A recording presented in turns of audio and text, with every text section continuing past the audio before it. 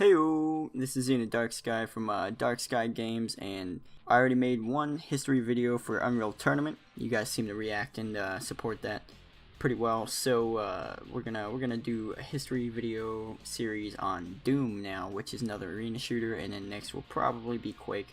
I'm not 100% sure yet. But anyways, we're going to start off with the start of the Doom franchise. It was one of the initial and primary games of the arena shooter subgenre, and it was developed, all the Doom games so far have been developed by id Software, who is now owned by Bethesda. And the development of the original Doom started in 1992 when John Carmack developed a new game engine which was just called the Doom engine. Doom has spawned 6 novels, several strategy guides of course, a poorly received comic book, a poorly received action movie starring The Rock, a board game in the style of Space Hulk if you've ever played that, and a rumored new possible reboot movie as implied by the actress Nina Bergman. It almost always focuses on what is basically a space marine fighting an almost constant onslaught of demons, usually in or from hell. It's considered one of the pioneering games in the FPS genre in general, along with the likes of Quake and Wolfenstein, which is also made by id Software, and some even credit the game as the start of the FPS genre as a whole. And it was an early adopter of many PC gaming staples such as 3D graphics, network multiplayer, and mod support. Mods becoming a bigger thing later on in the franchise.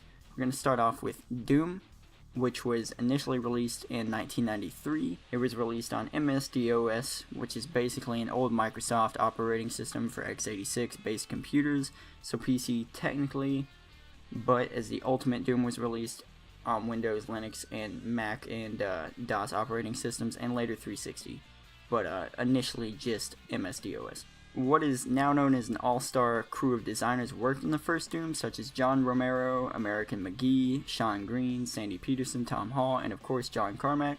On Metacritic, Doom the first one holds an 87 as the Ultimate Doom on PC, but on Aggregator by itself holds an 87% as well. The game was released just as Doom, but was divided into 3 9-level episodes, released through shareware and mail order, eventually released with all 3 episodes plus an additional bonus episode as the Ultimate Doom in 1995. With a sci-fi horror background story given in the manual of the game, you progress through story cues and short messages between episodes, but overall the story is this. You play an unnamed space marine referred to as Doom Guy by the fans and the Doom Marine. Even the games refer to him as that later. The unnamed space marine has been posted on Mars.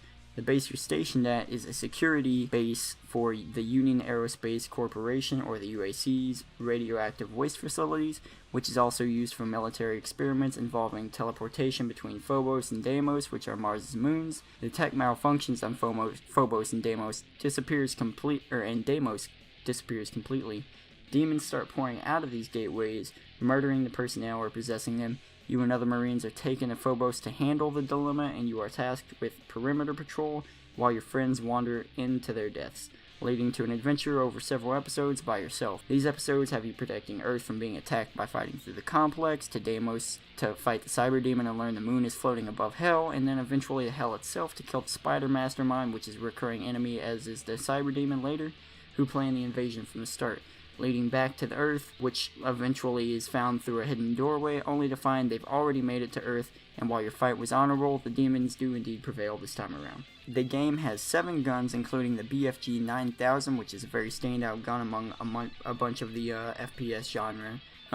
It's just kind of a famous gun for them, and was even voted one of the top 10 FPS guns of all time. The game has several power-ups, which is a staple not only for the Doom series, but most arena shooters. There are 2 multiplayer game modes, Cooperative, which is self-explanatory, and Deathmatch, allowing 2 to 4 players to fight, which was later given an online through a different service. The first game's main influences were sci-fi horror movies such as Alien and Evil Dead. The title comes from a scene in the movie The Color of Money, in which Tom Cruise replies to someone wondering what's in a case as he comes into a pool hall with only the word Doom. The game was extremely well received for its realistic looking graphics at the time. Of course it's not realistic now, but another popular aspect of the series at this point were WAD files, which stands for Where's All the Data. which were basically levels and mods created through a new ability to modify the game. Some WAD files were later released commercially by ID, including the master levels for Doom 2 and the Maximum Doom CD. The game was caught in several controversies when it first released, related to the religious undertone of demons and hell, and the hyper-violent gameplay, and even being labeled by some groups as inspiration for one of the Columbine mass shooters. The game was so big that a lot of inspired FPS games that came after were even labeled Doom clones instead of just other FPS games. And a fun fact for you about Doom 1, John Romero created 2 more levels for the game in 2016, and many online services are still created and held by fans today.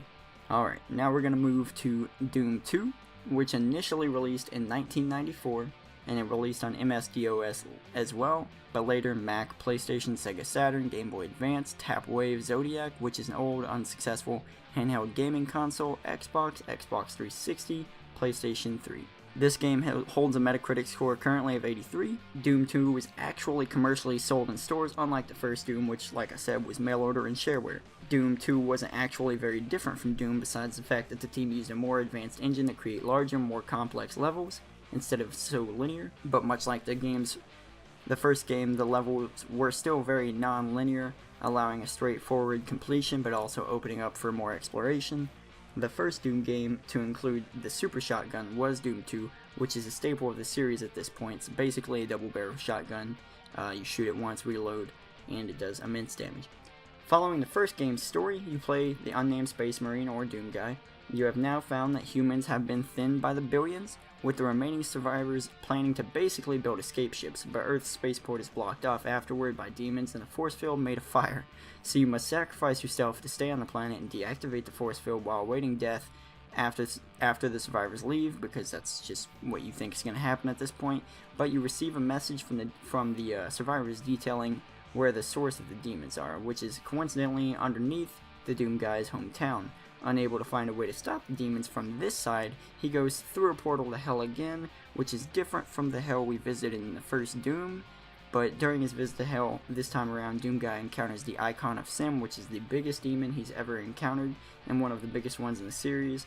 And after killing it with some rockets to the brain, its demise also brings about the destruction of hell, sealing the portal.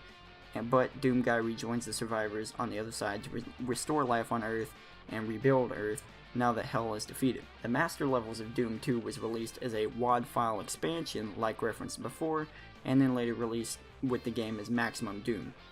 No Rest for the Living was an expansion created by Nerve Software later for PS3 and Xbox 360, but I felt that necessary to throw in there. It's still part of Doom 2. Doom 2's multiplayer was more of a focus this time around, vastly improving it through the addition of support for dial-up modems and LAN functionality.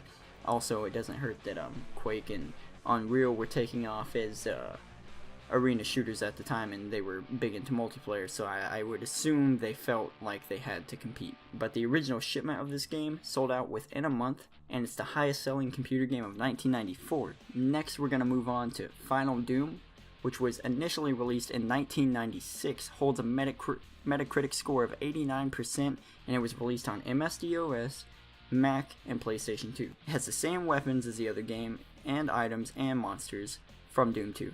While similar to Doom 2, Final Doom is a standalone game that consists of two 32-level megawads, one called TNT Evolution instead of Evolution, featured a new soundtrack, while the other, called the Plutonia Experiment, uses music from Doom and Doom 2. The PlayStation 2 port included select levels from the master levels of Doom 2 and Final Doom combined together, and in TNT Evolution you play the commander of the Marines on the moon, Io, for the UAC, who have started experimenting with gateway tech again, but rather successfully this time, and a giant ship from hell has come wandering up, with the radar techs being unaware, thinking maybe it's just a bigger supply ship.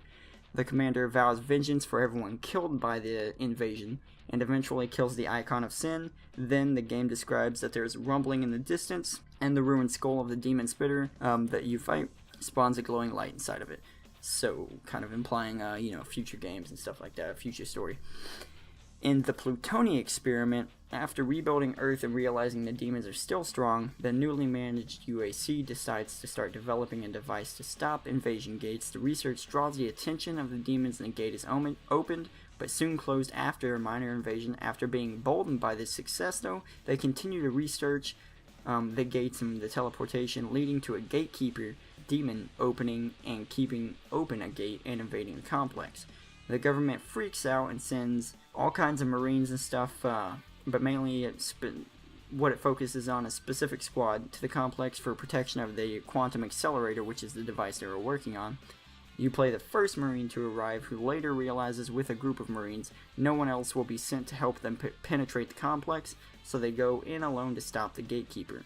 TNT was acquired by id Software before being released by some Wadfile hobbyists, while the Plutonia experiment was created by the Casali brothers after impressing America McGee and the id Software team. Casali brothers being two brothers who used to make WAD files and whatnot for the game and later became bigger game developers.